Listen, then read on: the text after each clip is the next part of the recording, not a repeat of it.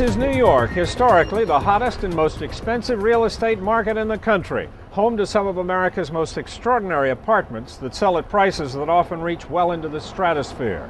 Just buying or selling these residences 99% of the time requires the assistance of a highly experienced realtor, a field that's often been referred to as a group of barracudas. But in this arena, there is one relatively young realtor who has achieved an extraordinary degree of success. And in the process, he has emerged as one of the top 10 realtors at the largest residential real estate firm in New York, the Douglas Elliman Company. He has earned the title of Senior Vice President and the reputation as one of the very best.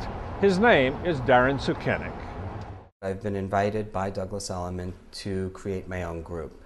I prefer that because I have dreams for my sellers, I have plans for my buyers. By having my own group within the #1 real estate company in Manhattan, it enables me to make all of my dreams come to fruition. I have a staff on hand that's solely responsible for marketing. For every new exclusive we get, we send out a 15,000-piece direct mail campaign for every single listing. I couldn't possibly do that unless I had my own dedicated staff.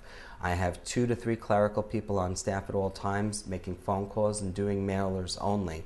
I have 2 to 3 brokers on staff at all times to make sure that nobody is ever denied a showing for any of my sellers' listings or for any of my exclusives. I know one of the marketing things you focus on extensively is your website. That's very important, isn't it? It's very, very important to create a package, to create a feeling, an image for a property. And the best way to do that these days is on the website. Print ads are strong and they're important, but they only account for 10% of our buyers. Our buyers, 90% of our buyers come to us through our website, which is an unbelievable number. We have over 1 million hits a month on the Douglas Elliman website. We are the #1 rated website in the country. We are also the first real estate website in New York. So a lot of people have tried to follow us, but when a buyer comes to New York, they know to look on my website. Since that customer is coming that way, I need to give them everything. I need to give them all that I have, and that includes digital photography, professional photography.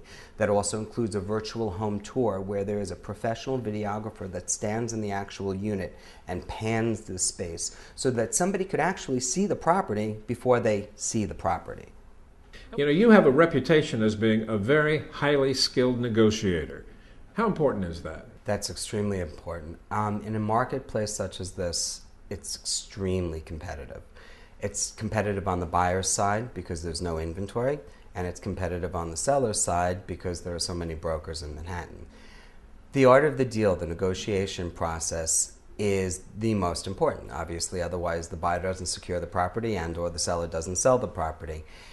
It's all about psychology, it's all about professionalism, it's all about emotionalism, and actually it's about me not being emotional. Do you have any guidelines that you'd like to share? Whatever I do, however I do it, is always the ethical way. There are a lot of brokers in Manhattan that don't operate by the book. I operate by the book. I'm very strong. People have called me a barracuda. But I work for who I work for. If I'm representing my seller, I do everything in my power to represent them the way that they deserve to be represented. If I'm working for the buyer, I will fight for the deal. If I'm working for the seller, for example, I will absolutely make sure that they have multiple offers above the asking price and sit with them and talk with them about what offer is appropriate, because it's not always the highest offer that's the best offer. Their financial profile has to be intact and has to be stellar. What are the tricks of your trade? Do you have any specific ones? Being available 18 hours a day, being hands-on, being proactive. A lot of people don't do that. I certainly do. I treat my clients as family, and as my family grows, so do my numbers. It's about business for me, but it's more about people, and when it's about people, it becomes about business because that's what causes your business to grow, is satisfied people. When a client comes to see you to buy an apartment, what's the process you go through with them? A buyer would come to me basically through a referral. At this juncture, I don't work with people that aren't referred to me. I listen. I have 2 ears to hear and 1 mouth to speak, and that's how I run my business. A lot of people don't listen. And when you say you listen, what is it you're listening for? I'm listening for what they want, but more specifically, I'm listening for what they don't want. It's very easy for somebody to listen to what somebody thinks they want, but in Manhattan, everybody wants everything. It's very, very difficult to secure a space for somebody based on what they want. So I listen to what they don't want, and that helps me filter through what they really do want. And that's how I make the 100% match every single time. Let's talk about this apartment. This is one that is for sale right now. Describe it for me. This apartment is a very targeted audience. We are in Chelsea, the meatpacking district of Manhattan, which is a very quote-unquote hot neighborhood. Would I take a stodgy banker here that was extremely conservative and no, I absolutely wouldn't. Would I take an art director here? Yes. Would I take somebody in the fashion industry here? Yes. Would I take somebody in the advertising field, somebody in publishing, somebody in the music business, somebody in television? That's what this neighborhood attracts. So that's part of my job also, just to not sizing up is a bad word, but just evaluating who these people are and what they want. And also just the way that the apartment is prepared, the fits, the finishes. It's very important to a specific audience. Somebody that doesn't especially understand what an ebony floor is not going to appreciate this apartment. Somebody that doesn't have an affinity for all that is mid-century modern would not understand this apartment. It's amazing how sophisticated Manhattanites are, but unless it's presented to them and they see it and they can touch it and feel it, they don't get it. This apartment, somebody that gets it would get. Since I know what the buyer is looking for, it's essential for me to have that sort of input with my seller or my developer because I know that a certain package sells. This apartment is an example of that. I understand you also deal with a lot of apartments that are in the pre-construction stage, and you talked with the architects and the builders. My background in architecture and interior design had introduced me to a number of developers and architects that I work with very closely. That's a lot of fun, and it's wonderful for me to be able to be involved in a project from the ground, literally from the ground up. Most of the builders and developers that I work with consult me as far as tile choices, fabric choices for the model, kitchens, bathrooms. I have a very, very good handle on what the buyer is looking for. So what I do is I pre-package the product to appeal to a very specific audience. The knowledge that I have in the marketplace is translated into that product. Explain something to me about your involvement with your clients. Just how involved do you get? I'm fortunate enough to make that sort of connection with both my buyers and my sellers. If we do work with each other, it's a lengthy process. It's a 4-month process. You tend to get to know each other very, very well. You get to almost intimately, and they become family. When we do make that connection and they do become family, they're treated as such, and that's when the referrals start coming. And that is the key to my success. As you said, most of your clients are referrals.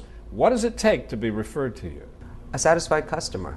My satisfied customers aren't really just satisfied customers. They grow into a family.